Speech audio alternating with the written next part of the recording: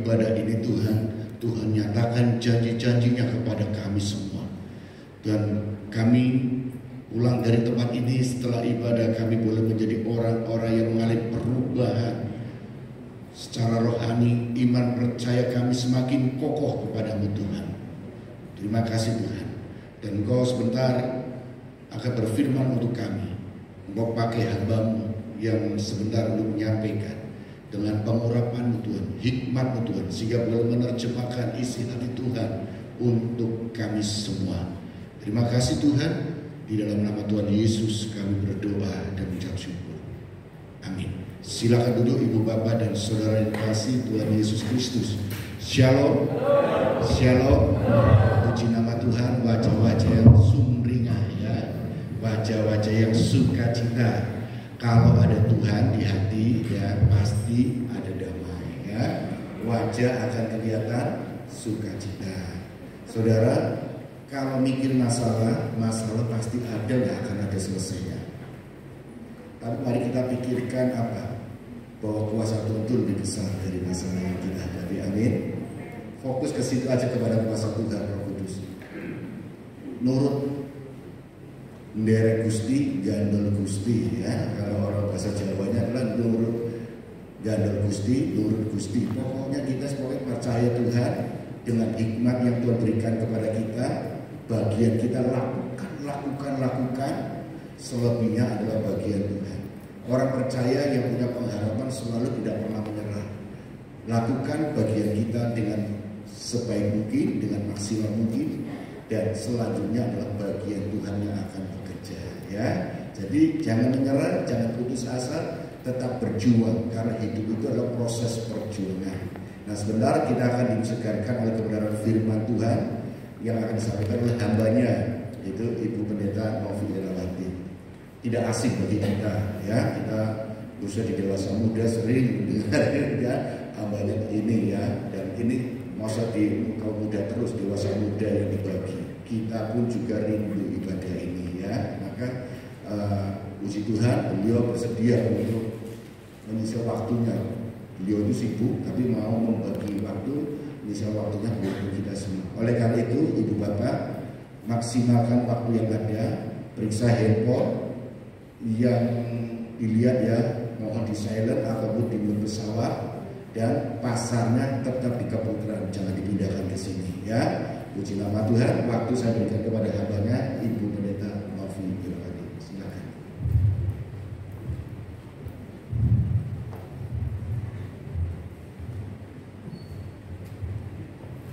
Shalom.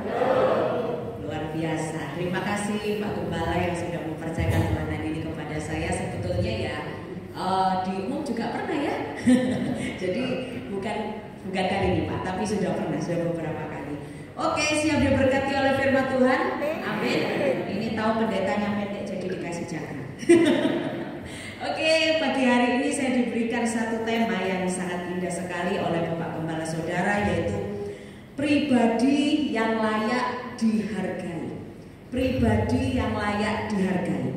Saudara, ketika saya merenungkan tema firman Tuhan ini, maka saya tahu bahwa seharusnya ini yang terjadi di dalam hidup kita dan terjadi di dalam relasi kita. Amin. Setiap kita, semua orang itu butuh yang namanya dihargai. Oke, sebelum lebih jauh kita bahas hal ini, mari kita lihat kebenaran firman Tuhan di dalam kitab Roma pasal yang ke-12 ayatnya yang ke-10. Roma pasal 12 ayatnya yang ke-10. Satu ayat saja. Kita akan baca bersama-sama ayat ini. Setelah itu seperti biasa, saya akan ajak saudara menghafal. Amin. Karena cuma satu ayat saudara. Jangan sampai saudara nggak hafal. Saudara boleh lupa semuanya, boleh lupa isi khotbahnya, tapi jangan lupa firman Tuhannya. Amin. Oke, baca bersama-sama ayat ini. Roma 12 ayat yang ke-10. Hendaklah kamu saling mengasihi sebagai saudara dan saling mendahului dalam memberi hormat. Baca 1 menit. Saya turun aja dari mimbar ya Pak Gembala ya, supaya dekat dengan jemaatnya. Nggak mengurangi urapan kok saudara. Percayalah tidak mengurangi urapan, tidak ada yang berubah, tidak ada yang berkurang. Oke, 1 menit saudara baca ayat ini. Nah, mohon maaf merepotkan multimedia. Lalu kita baca bersama-sama supaya saudara ngerti akan firman Tuhan ini. Saudara hafalin dulu deh, 1 menit baca singkat kok, nanti dihafalin. Oke, silakan.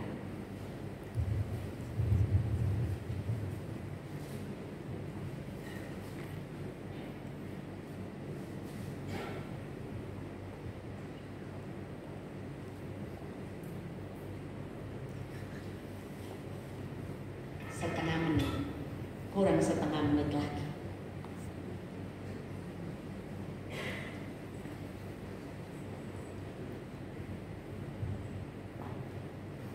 Kan asik toh.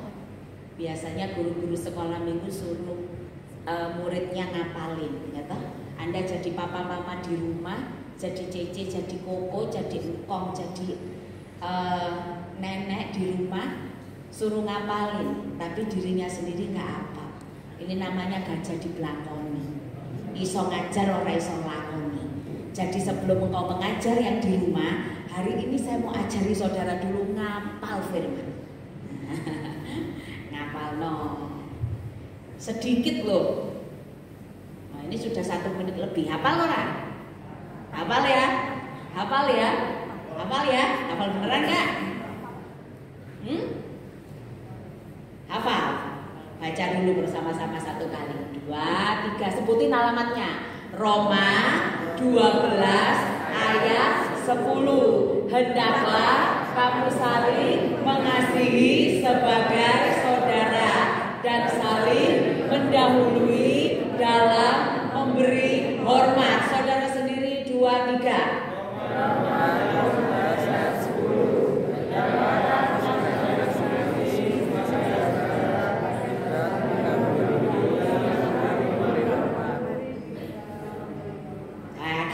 Kompak. Sekali lagi 2, 3.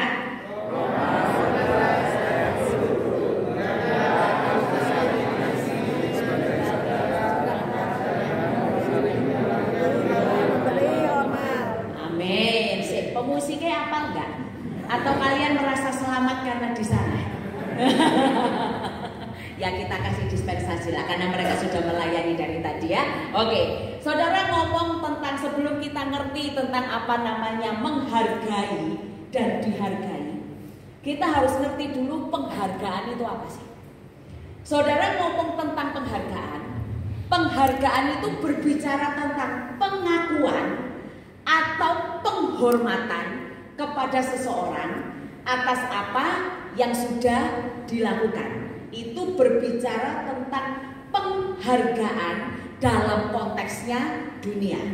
Jadi dunia ini, orang yang gak percaya Tuhan itu selalu menghargai sesuatu atau seseorang tergantung dari apa yang sudah dilakukannya. Tetapi bagi kita orang Kristen, penghargaan bisa memiliki makna yang serupa. Tetapi sebagai anak Tuhan, kita tidak boleh menghargai orang tergantung dari apa yang dia lakukan saja. Nangkap sampai sini? Jadi orang itu mau berjasa atau tidak berjasa, kalau engkau anak Tuhan, engkau harus belajar menghargai orang lain. Apapun kondisinya, apapun situasinya, Anda harus belajar menghargai. Jadi dengan kata lain saya mau katakan sinonim atau persamaan kata dari kata menghargai itu berarti menghormati atau mengakui.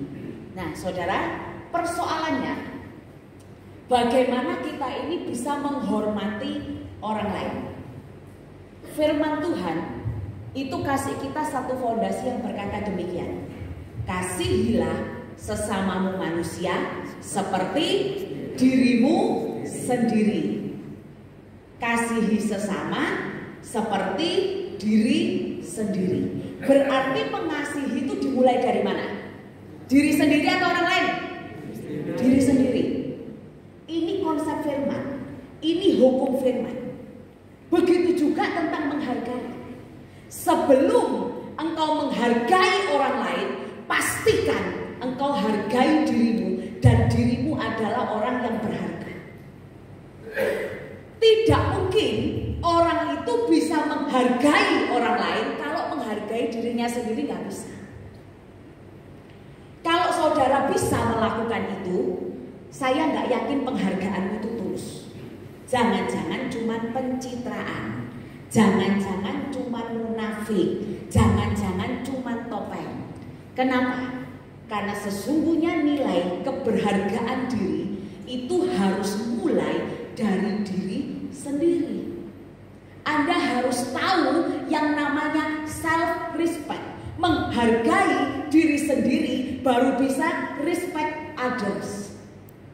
Harus ngerti bagaimana cara menghargai diri sendiri, baru kau bisa hargai orang lain. Karena standarnya apa? Seperti dirimu sendiri. Orang yang tidak pernah bisa menghargai keberadaan dirinya, ini orang yang punya masalah dengan kejiwaan. Serius. Karena dia tidak akan pernah menghargai dirinya dan menilai dirinya, menaruh dirinya di tempat yang layak. Nah, orang yang punya masalah seperti ini tidak mungkin juga dia bisa menghargai orang lain. Sampai di sini jelas dulu. Jadi harus mulai inside dari dalam dirimu baru keluar. Itu prinsip kekristenan. Tuhan Yesus tidak pernah mempermasalahkan apa yang dari luar masuk ke dalam. Tetapi Yesus selalu mempermasalahkan apa yang dari dalam kau keluarkan. Ini prinsip. Makanya kita ini jadi orang Kristen gak usah bingung sama yang luar. Yang paling penting nomor satu di dalam dulu. Kalau dalammu beres, dalammu benar, yang luar pasti benar. Nah, saudara ngomong soal ayat ini, saya menemukan sesuatu yang menarik sekali tentang ayat ini. Menariknya apa, Bu? Coba perhatikan keseluruhan dari Roma pasal 12. Saudara, saya nggak akan membaca untuk kita di sini, tapi nanti ulang saya kasih PR Bapak Ibu untuk membaca keseluruhan, ya. Baca di rumah perlahan-lahan supaya saudara bisa ngerti khotbah saya hari ini lebih lagi dan supaya saudara bisa menerapkan firman ini dalam hidup kita. Nah, saudara, kalau kita baca secara keseluruhan Roma pasal 12, engkau akan melihat ada sebuah tatanan, ada urutan yang Paulus buat dan ini sebenarnya penting buat setiap kita. Kalau Anda baca di dalam ayat yang pertama dan kedua, jadi posisi ayat ini, posisi Roma 12 ayat 10 ini penting sekali. Karena rupanya Roma 12 ayat 10 ini tidak berdiri sendiri, tetapi seperti sebuah kesatuan yang saling menopang. Yang satu menjadi dasar, menjadi fondasi, yang satunya jadi tiang penopangnya. Nah, kita akan lihat kalau baca dari ayat pertama dan kedua, Roma 12 ayat yang pertama sampai dengan yang kedua, kita akan menemukan bagaimana Paulus itu mengajarkan kepada kita sebelum kita ini melayani orang lain, sebelum kita ini menghargai orang lain, terlebih dahulu kita harus bisa mempersembahkan hidup kita kepada Tuhan. Makanya Roma 12 ayat pertama bilang persembahkanlah tubuhmu sebagai persembahan yang hidup, yang kudus, yang berkenan dan tidak bercacat di hadapan Tuhan. Caranya seperti apa? Ayat 2 ngomong jangan menjadi serupa dengan dunia. Artinya ada sebuah cara hidup yang berbeda.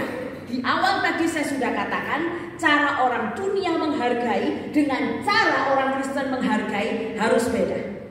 Kalau kamu menghargai orang seperti orang dunia menghargai, ini akan terjadi ketimpangan di dalam kekristenan. Tetapi cara kita, ayat 2 bilang, jangan menjadi serupa dengan dunia ini. Ini fondasi yang pertama. Saya mau jelaskan. Hubunganmu dengan Tuhan itu sangat menentukan hubunganmu dengan sesama. hubungannya secara vertikal itu beres dengan Tuhan. Dengar ya, horizontalnya pasti beres. Horizontal itu relasi kita dengan sesama. Tapi orang yang hubungannya dengan Tuhan tidak beres, 99%, hanya 0,1% yang tidak bermasalah, tapi 99,9% pasti bermasalah. Dan kalaupun ada 0,1 yang tampaknya dari luar tidak bermasalah, itu di dalamnya pasti banyak masalah. Tapi firman ajarkan kita, sebelum engkau menjalin hubungan dengan sesama, beresi dulu hubunganmu dengan Tuhan. Perbaiki dulu konsepmu, cara berpikirmu, cara pandangmu sesuai cara pandangnya Tuhan. Jadi vertikalnya beres, baru horizontalnya beres. Ini fondasi yang pertama.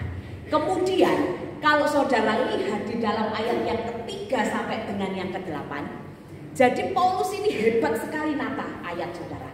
Nata kalimat itu hebat. Dia kasih dulu fondasi yang penting, kemudian dia baru masuk lebih dalam. Ayat 3 sampai 8 itu ngomong soal pelayanan. Nah, kenapa Paulus setelah berbicara tentang hubungan dengan Tuhan, dia bicara tentang pelayanan? Karena sesungguhnya ini syarat mutlak. Tadi saya katakan, hanya orang yang hubungannya beres dengan Tuhan baru bisa beres dengan sesama. Dan di ayat 3 sampai 8, Paulus itu sedang beritahu kita seperti ini. Sebelum engkau memberikan diri untuk sesama, pelayanan itu apa? Memberikan diri untuk Tuhan, memberikan diri untuk sesama. Tetapi pelayanan itu selalu berdampak paling penting kepada sesama. Karena pelayanan kepada Tuhan kau lakukan melalui pelayanan kepada sesama. Selain saat teduh pribadi, semua yang saudara lakukan itu melalui sesama. Untuk sesama, bagi kemuliaan Tuhan. Nangkap di sini prinsipnya. Jadi Paulus tuh lagi ngajarin kita, sebelum kamu melayani sesama, beres dulu sama Tuhan. Setelah beres sama Tuhan, tahu caranya, ngerti artinya, memberi diri kepada Tuhan, baru engkau bisa memberi hidup buat sesama. Kenapa sampai Paulus itu noto seperti ini? Karena hati-hati dengan pelayanan. Pelayanan kalau tidak didasari dengan hubungan yang benar kepada Tuhan, itu bisa menjadi pencitraan.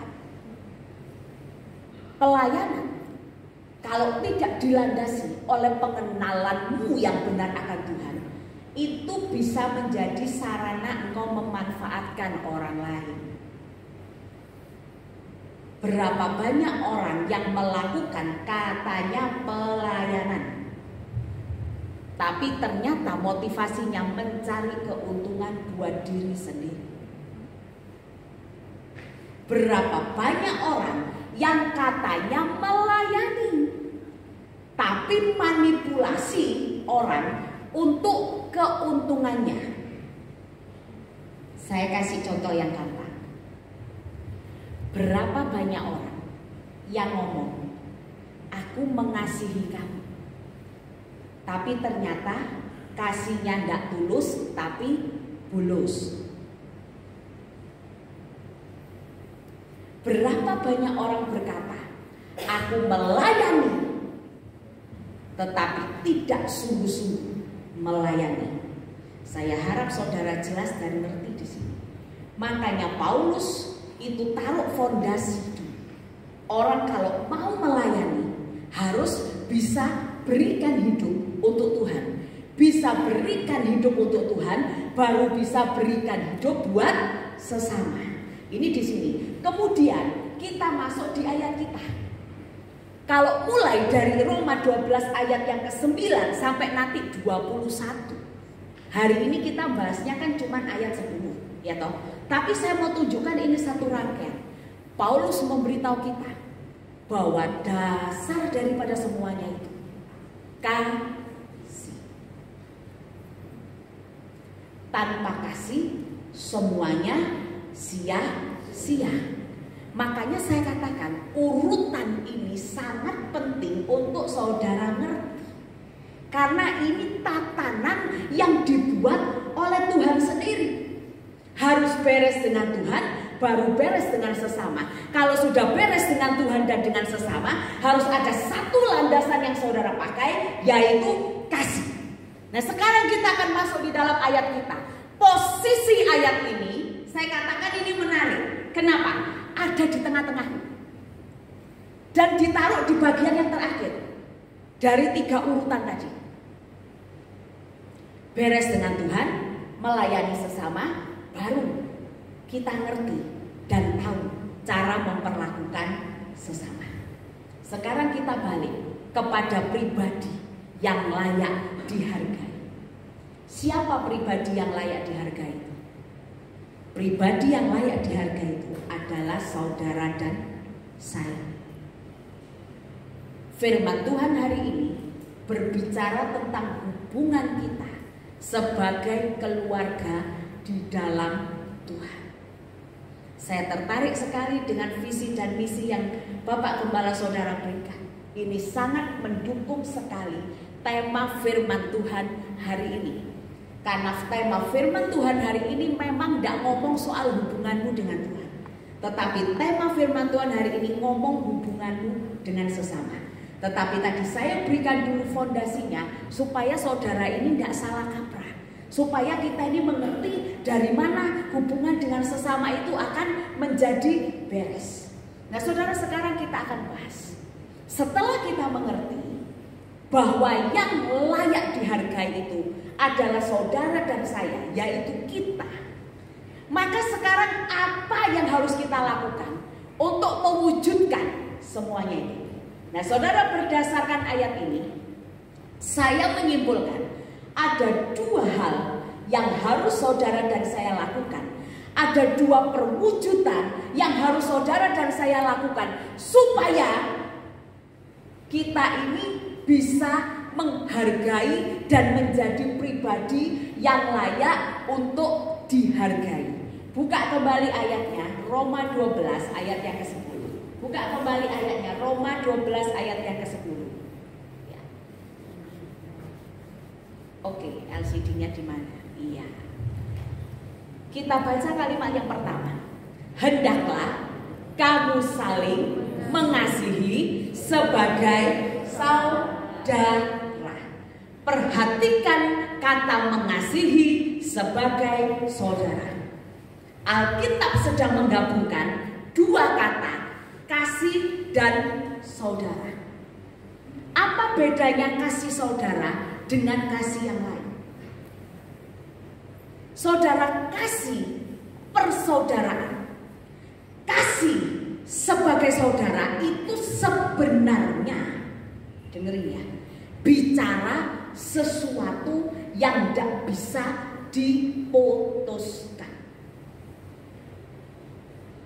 Kasih persaudaraan bicara sesuatu yang tidak bisa diputuskan.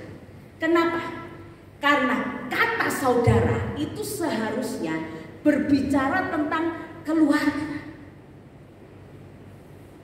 Keluarga itu ikatan yang tidak bisa diputuskan. Makanya Tuhan itu ngomong yang sudah dipersatukan manusia tidak bisa diceraikan oleh manusia. Jadi kalau Tuhan sudah persatukan, manusia tidak bisa ceraikan. Ketika 2 orang menjadi satu, mereka menjadi keluarga dan mereka berada dalam satu ikatan yang tidak bisa diputuskan. 2 orang ini tidak punya hubungan darah. 2 orang ini latar belakangnya beda, etnisnya bisa beda, pendidikannya bisa beda, semuanya bisa beda. Tapi waktu 2 ini jadi satu, ini bicara suami istri dulu ya. Ini Tuhan bilang hubungan yang tidak bisa diputuskan. Family yang kedua bicara soal garis keturunan. pasal yang pertama tadi, ayat yang pertama tadi ya, ketika saya ngomong bahwa apa yang dipersatukan Tuhan tidak bisa tidak bisa diceraikan oleh manusia. Ini ada dalam firman. Tapi hari ini ayat itu banyak dilanggar, betul? Hari ini orang itu kalau ngomong perceraian itu sepertinya bukan hal yang tabu. Orang kalau ngomong perceraian itu sepertinya hal yang sederhana. Jadi ayat ini banyak dilanggar. Banyak orang bikin pelanggaran dengan firman Tuhan itu. Mereka sudah diberkati, mereka sudah dipersatukan Tuhan, tapi mereka menceraikan dirinya. Ini banyak yang terjadi. Tetapi dengar, kalau ada mantan suami atau mantan istri, saya mau tanya, ada enggak mantan orang tua atau mantan anak atau mantan saudara? Ada? Ada. Kenapa? Kamu yang bikin. Tapi dengar, sekalipun kau nggak mengakui orang tuamu, ini anak-anaknya. Sekalipun orang tua buang anaknya, ini buat orang tua. Sekalipun saudara dengan saudara bertengkar, saya mau kasih tahu saudara, ada satu ikatan darah yang tidak bisa diputuskan di antara kalian. Darah yang mengalir di tubuhmu dengan darah orang tuamu sampai Yesus datang kedua kali, ya tetap. Saudara mau tidak akui orang tuamu, tetap kamu keturunannya. Diperiksa DNA, tetap kamu keturunannya. Kalau ada orang tua yang membuang anak, engkau tidak bisa menyangkali di dalam diri anak itu ada darahmu. Kalau ada saudara dengan saudara bertengkar, musuhan, gontok-gontokan, saya tetap mau ngomong, engkau tidak bisa memutuskan tali garis keturunan yang ada di dalam dirimu. Jadi kalau ngomong kasih persaudaraan, saya simpulkan saja secara singkat. Ini sebetulnya bicara tentang hubungan yang gak bisa diputuskan. Tetapi manusia ini karena dosa mencoba otak-atik hal ini.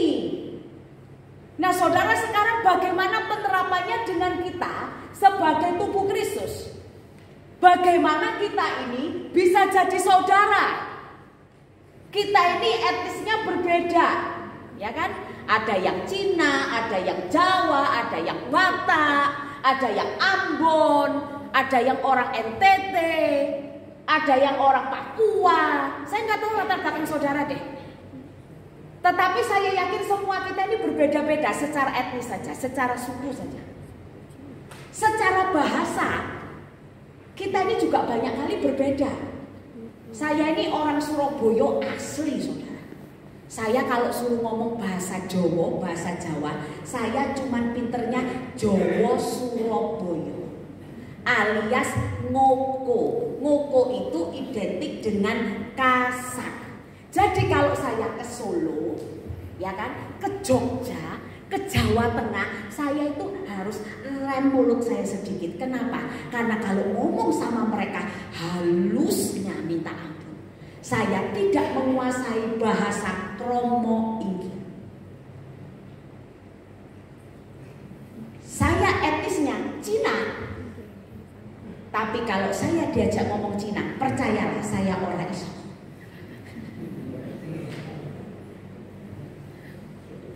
Saya nulis nama saya sendiri sampai hari ini, diajari bolak-balik salah terus. Etnis, generasi, semuanya kita bisa beda. Setuju Bapak Ibu? Ada yang rambutnya lurus, ada yang rambutnya kriwul. Dari rambut aja kita berbeda. Ada yang kulitnya putih, ada yang kulitnya kuning, tapi ada juga yang kulitnya gosong, saudara. Tapi Tuhan bilang di dalam Tuhan kita ini seperti satu tubuh. Lah kok iso lurus, krewol, putih, hitam? Ada yang ngomongnya halus, ada yang ngomongnya kasar. Itu jadi satu saudara. Kok bisa? Di depan ini sudah ada ayatnya loh. Lihat, kamu telah dipanggil. Garis bawahi dulu kata kamu telah dipanggil. Saya akan tuntun saudara pelan-pelan. Sekarang buka Roma 8 ayat 15 dan 16. Saya akan tunjukkan bagaimana sih kita ini bisa jadi keluarga. Jadi saudara itu jangan cuma latah. Orang Surabaya itu kan latah toh. Oh, keluarga dalam Kristus, tapi gak ngerti ya apa prosesnya jadi keluarga dalam Kristus. Nanti ditanyai, lah wong kon ireng kok kono pote kok iso keluarga tekan ndi? Dadine apa moka? Saya ingin tunjukkan ini fondasi firman Tuhannya. Buka Roma pasal 8 ayat 15 sampai 16. Roma 8 ayat 15 sampai 16. Sebelum ngomong menghargai ini dulu pahami. Bagaimana kau tuh jadi keluarga, pahami dulu. Nah, ini ya. Ayat ini ngomong begini, sebab kamu tidak menerima roh perbudakan yang membuat kamu takut lagi, tetapi kamu menerima roh, garis bawahi kata ini, yang menjadikan kamu anak Allah. Oleh roh itu kita berseru, ya Aba, ya Bapa. Ayat ini ngerti dulu. Kita ini semua bagaimana jadi keluarga dalam Kristus, menerima roh. Karena engkau menerima roh apa? Roh Kudus. Ya, minggu lalu baru rayakan hari Pentakosta. Ini penting, ngerti dulu. Anda terima roh itu menjadikan kita anak Allah. Ini roh yang melampaui segala batasan. Makanya tidak tergantung Anda suku apa, Anda latar belakangnya apa, Anda dari mana, apa warna kulitmu, itu tidak pengaruh. Syaratnya cuma satu, kalau menerima roh, kamu jadi anak Allah. Oleh karena jadi anak Allah, semua kita panggil ya Aba, ya Bapa. Roh itu bersaksi bersama dengan roh kita bahwa kita, diulangi lagi, adalah anak-anak Allah. Kenapa Anda dan saya bisa jadi keluarga? Ini sebabnya. Karena engkau dan saya sama-sama terima roh Allah. Karena kita terima roh Allah, maka kita menjadi sebuah keluarga. Dan karena kita menjadi sebuah keluarga, ini yang harus kita lakukan. Perlu saling menghargai.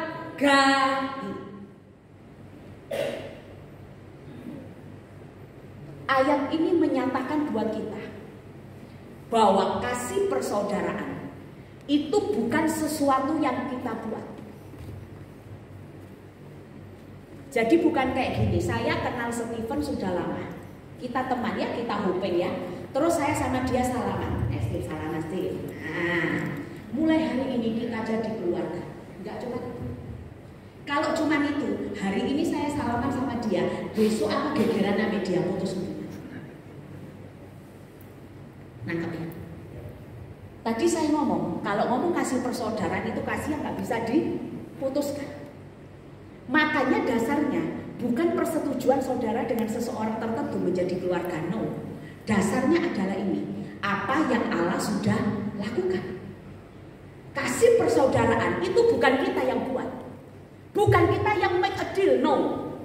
Tapi kasih persaudaraan itu Tuhan yang buat, Tuhan yang kondisikan, dan itu terjadi buat setiap kita. Kita ini dari latar belakang apapun dijadikan satu oleh Tuhan menjadi keluarga.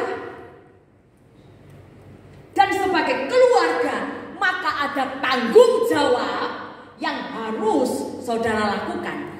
Allah sudah mengkondisikan kita jadi keluarga. Kalau secara biologis, secara garis keturunan, semua kita ini tidak bisa pilih siapa papa dan mama kita, betul? Semua kita ini tidak bisa pilih siapa yang menjadi saudara kita, saudara kandung, ya kan? Tidak ada yang bisa pilih. Yang nentuno siapa? Tuhan. Ini contoh yang paling sederhana dari biologis, secara garis keturunan, ya. Kita ini tidak bisa milih. Yang melehkan itu Tuhan. Loh Bu, jodoh kok bisa salah-salah? Ya itu salahmu dewe, gak jalur tuntunan Tuhan. Makanya orang yang membangun rumah tangga tidak dipimpin oleh Tuhan itu bahaya. Bahaya, kenapa? Fondasinya tidak kuat, akarnya tidak kuat. Memang saya akui, hari ini pria mapan itu mengalahkan pria tampan. Yang wanita katakan amin. Gak usah munafik. Kalau kamu suruh milih, nih Cici atau Noni? Cici ya. Seandainya milih jujur ya, jujur, gak usah dianggap takut, gak usah merasa nanti saya tidak rohani. Jujur nek suruh milih tampan dulu atau milih mapan?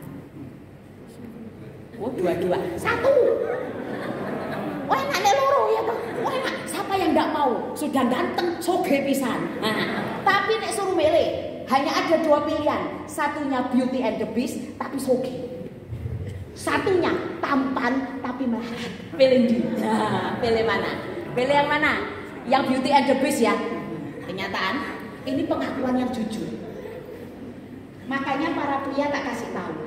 Anda tidak usah bingung dengan wajah tampan. Paling penting, kalau wajahmu tidak bisa menyelamatkan kamu, dompetmu harus bisa menyelamatkan kamu. Ayo, langsung ditepuk tangannya. Wajah tampan itu gampang. Saudara kepingin kayak siapa? Lee Min Ho, Tao Ming Se, gampang. Tergantung dompetmu. Masya engkau sekarang kayak Ari Wibowo, tapi kalau dompetmu tipis, engkau bisa berubah menjadi yang lain. Betul? Tapi kalau walaupun wajahmu ngepres, pas-pasan, atau bahkan cenderung seperti Beauty and the Beast, welek gitu ya, lemu, wirang pisan. Saya tidak menyudutkan tertentu, tapi itu biasanya begitu. Kalau cewek-cewek ditanyakan, saya mau yang apa? Oh yang putih, yang ganteng, yang atletis, gak masalah. Tidak harus six-pack. Percayalah, wanita tidak peduli engkau six-pack. Kalau dompetmu itu tebal, walaupun engkau one pack, tetap payu. Haleluya. Dan tetap jadi rebutan. Ini cara orang dunia mele. Lihat semua yang lahir ria. Setelah itu nanti masuk dalam perkawinan, barulah kau tahu betapa sulitnya pernikahan. Kita ini suka begitu. Standarnya menjadi keluarga itu karena maunya kita dewek, bukan karena maunya Tuhan.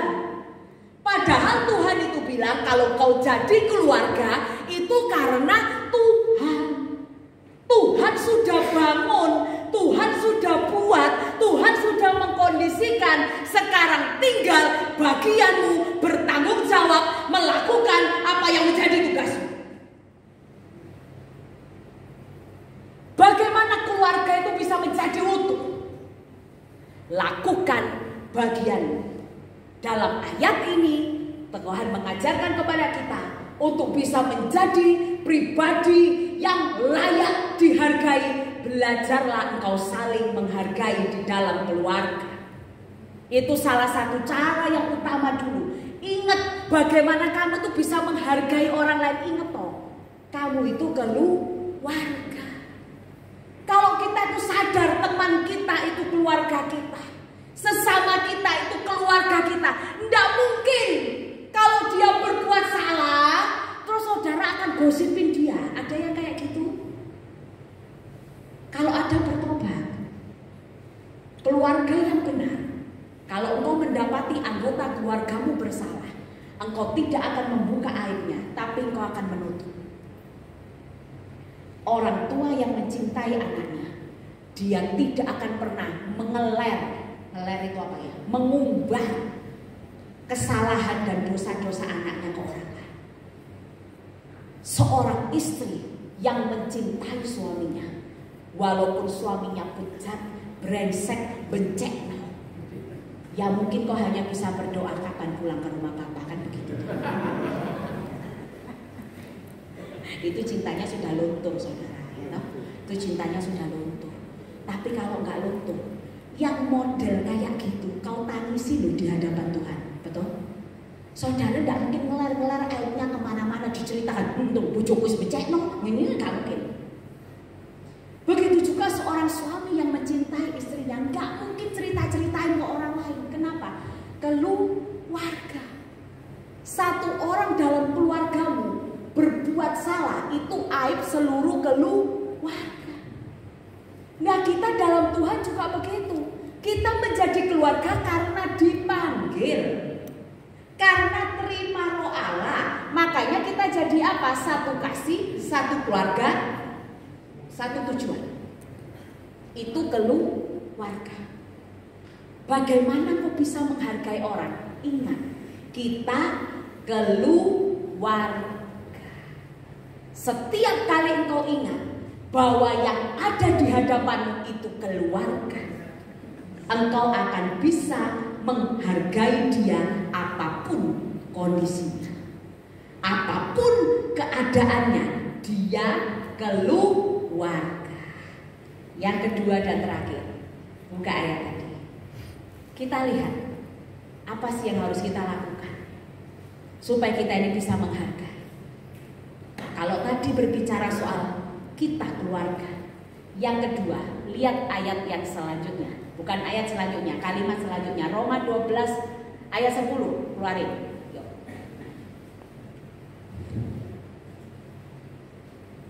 Hendaklah saling mengasihi sebagai saudara. Ini yang kedua, saling mendahului dalam memberi hormat. Saudara, saya ingin saudara garis bawahi kata mendahului. Saudara, kata mendahului ini dalam bahasa Yunaninya ini punya dua makna. Memang agak bias sih, maksudnya tidak begitu jelas sebenarnya yang dimaksudkan oleh Paulus itu yang mana. Tetapi saya punya satu penafsiran karena didukung oleh firman Tuhan. Kata saling mendahului dalam memberi hormat, kata mendahuluinya ini punya dua makna. Makna yang pertama itu bicara dari segi waktu, ya. Segi waktu itu cepet-cepetan. Jadi saya ketemu saudara cepet-cepetan, sama dulu yang ngomong halo, yang ngomong nyapa, begitu ya. Itu cepet-cepetan, itu dari sisi waktu. Tetapi apakah benar Paulus itu berbicara tentang mendahului itu cuma dari sisi waktu? Nah, ini kurang jelas. Saya lebih setuju kepada yang kedua. Yang kedua itu tidak bicara dari sisi waktu, tapi yang kedua itu berbicara dari sisi posisi. Yang pertama, kita itu cepet-cepetan, tapi yang kedua itu posisi. Posisi itu dari mana?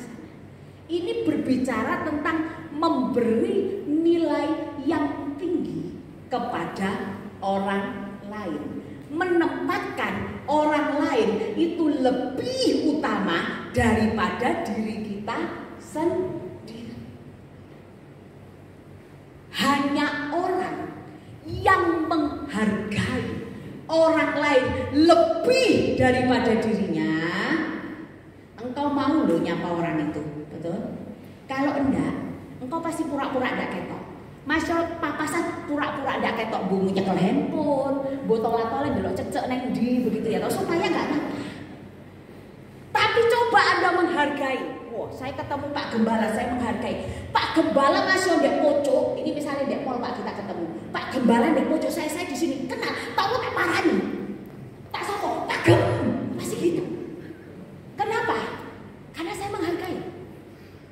Saya menganggap Pak Gembala itu lebih penting, lebih utama dari diri saya.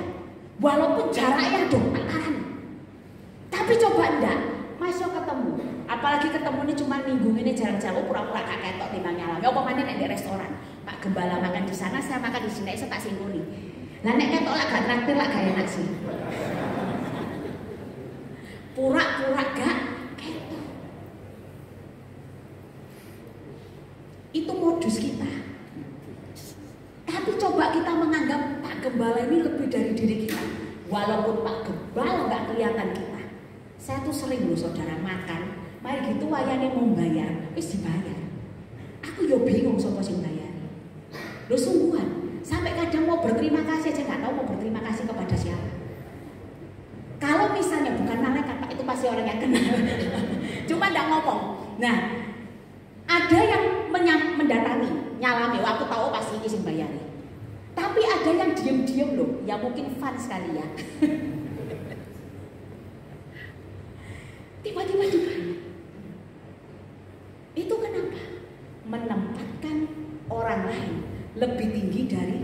diri kita. Dan saya cenderung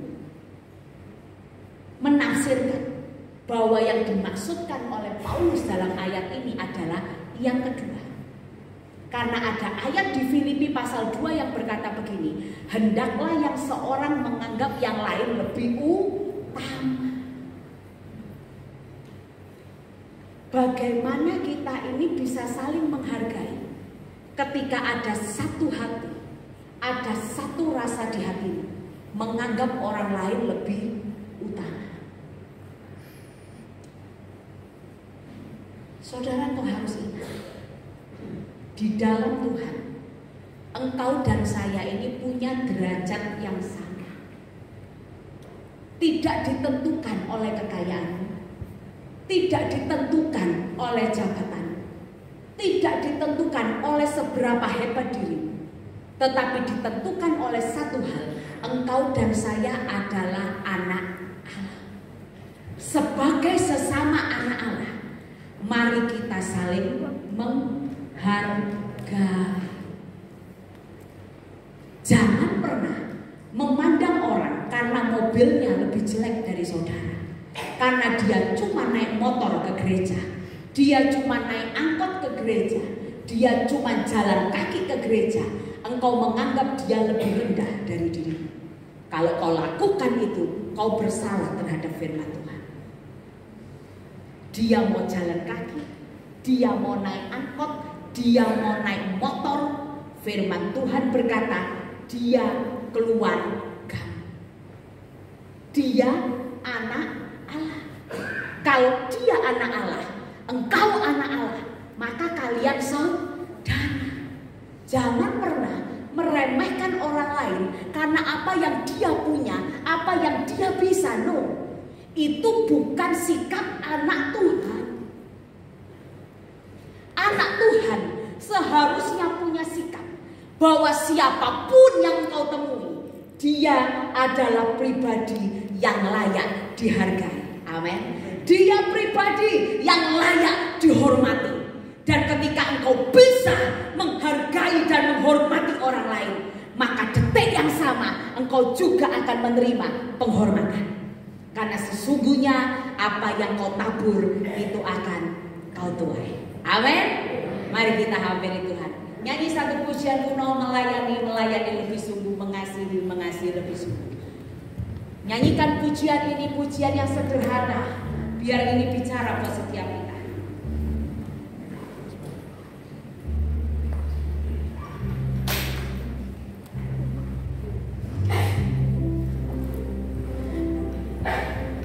Love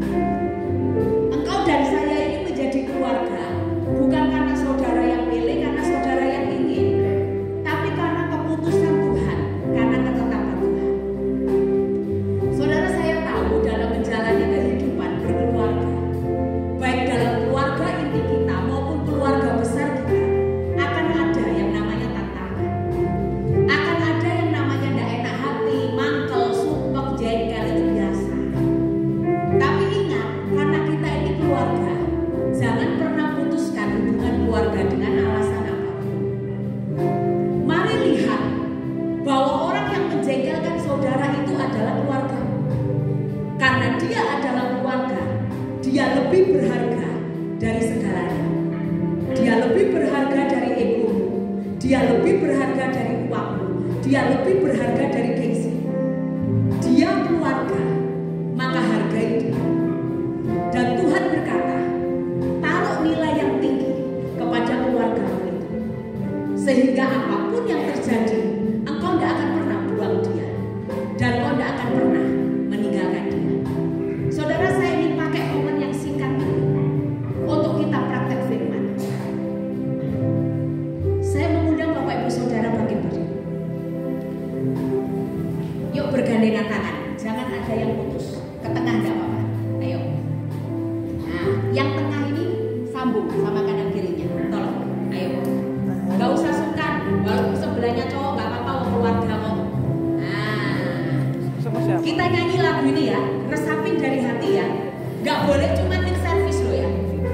Nyanyi dari hati sambil satu hal. Sambil satu hal. Dengerin. Bayangkan orang yang paling bencekno di keluargamu hari ini. Saya tidak ngomong orang yang paling kamu cinta. Kalau cinta mah gampang. Yang paling bencekno. Dan setelah itu, nanti saya hitung 3 kali. Datangi orang yang bencekno itu. Tapi kalau saudara tidak mau tahu ya tidak apa-apa. Wis anggap saudara datangi. Saya mau satu orang meluk satu orang. Ya, peluk satu orang. Boleh suami istri, boleh anak dengan orang tua, boleh teman. Tapi kalau bukan keluarga kandung, laki dengan laki, perempuan dengan perempuan ya. Jangan istri orang saudara peluk. Itu namanya golek perkara. Oke, harus tahu batas, bukan jatah empat. Jangan istri orang main peluk-peluk. Katanya pendeta kan suruh peluk. Oh, kamu Rai. Peluk yang keluarga kandung, peluk bila perlu kalau mau punya nyali wong yang mbok benci. Misalnya saudara mantau sama pendeta, yo peluk pendeta. Oh biasa, itu kok sama munafik saudara. Pendeta mangkel sama jemaat mangkel sama pendeta itu biasa. Apalagi majelis dengan majelis mangkel itu biasa.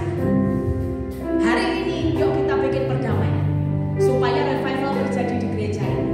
Keluar dari tempat ini, kasih Kristus melingkupi kita. Tuhan lebih mengasihi kepadaku, mengasihi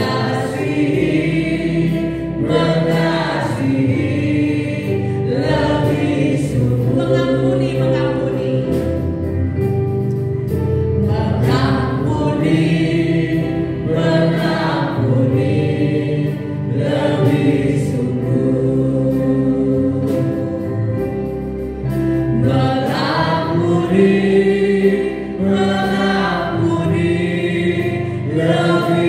sungguh. Tuhan lebih dulu mengampuni kepadaku, mengampuni lebih sungguh. Sekarang mengasihi, cari orang yang saudara mau peluk. Mengasihi, silakan, ayo satu orang peluk satu orang. Mau keluarga gandengan nggak apa-apa. Oke, silakan. Ayo nggak usah sungkan. Silakan, ini waktunya. Hal-hal terjadi. Adakan perdamaian, adakan pemulihan. Semua kalau mau merasa sakit hati hari ini, selesaikan.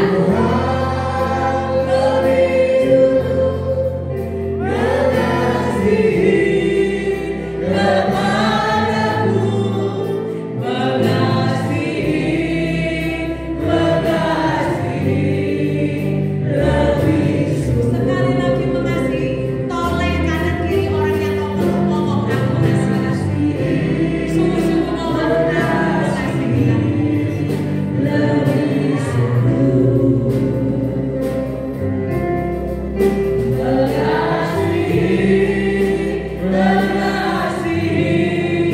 Lebih sungguh. Ngomong dengan kasih Kristus, aku mengasihi. Tuhan lebih mengasihi kepadaku, mengasihi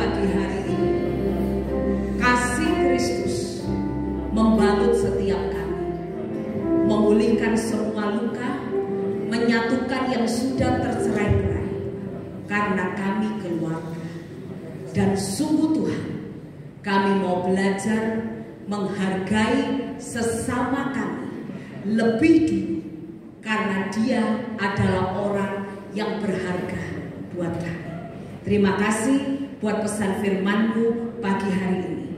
Roh Kudus, Engkau menteraikan firman-Mu dalam hati setiap anak-anak-Mu, berakar, bertumbuh, dan berbuah bagi hormat dan kemuliaan nama Tuhan.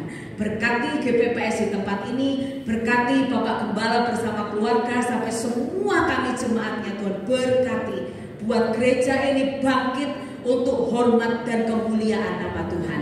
Terima kasih di dalam nama Yesus. Mari semua yang percaya firman Tuhan katakan amin. Silakan duduk kembali. Terima kasih.